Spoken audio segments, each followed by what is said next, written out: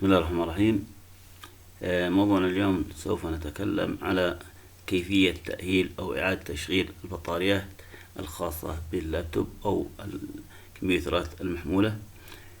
طبعا كما نعرف والبعض قد لا يعرف أن هناك بديل أو تغيير للبطاريات بنفس النوع البطارية التي تحتوي في داخل البطاريات الخاصة بالمحمول.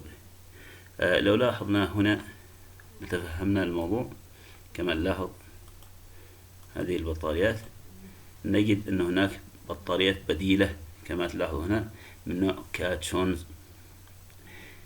نعم، هذه البطارية تحتوي على 6 بطاريات من هذا النوع لكل بطارية وحسب اختلاف الأحجام البطاريات المحمول الخاصة بالمحمول.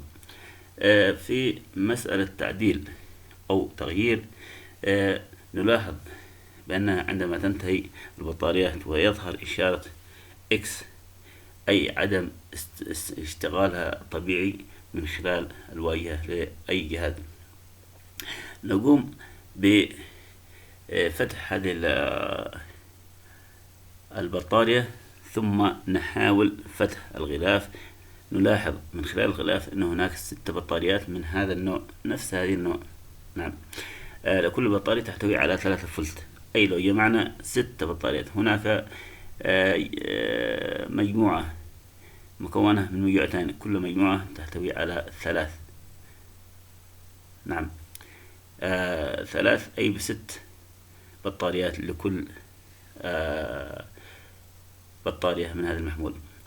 لو جمعنا لو وجدنا أن هناك 6 بطاريات من هذا النوع، في 3 تستوي على 18 فولت، وهذا الكم أو الفولتية المحدودة لهذه الأجهزة.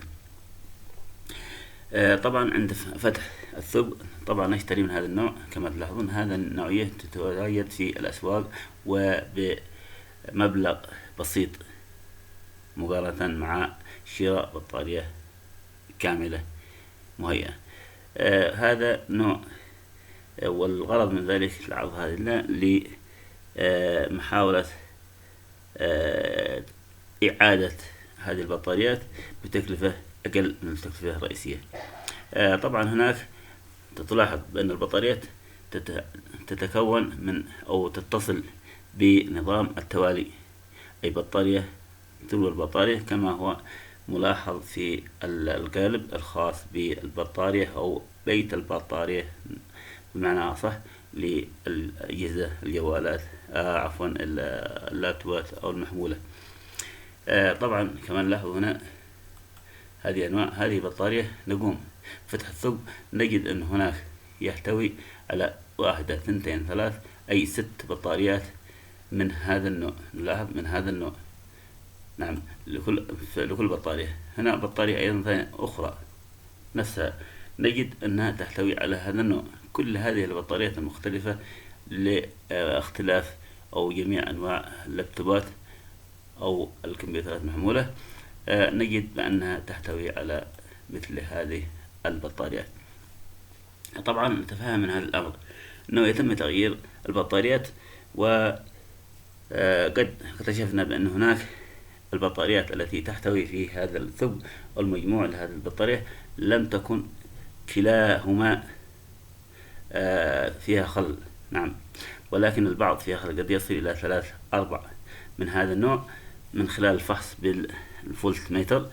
وهذا طبعا يقوم فيه مهندس أو من لديه الخبرة في تلحيم وإعادة الترتيب بنفس الترتيب السابق للبطارية السابقة.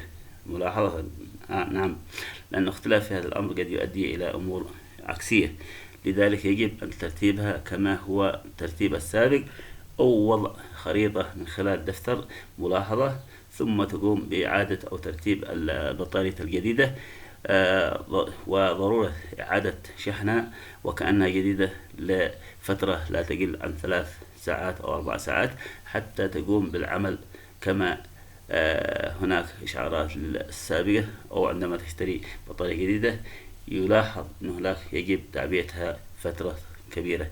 شاكرين لكم حسن المتابعة.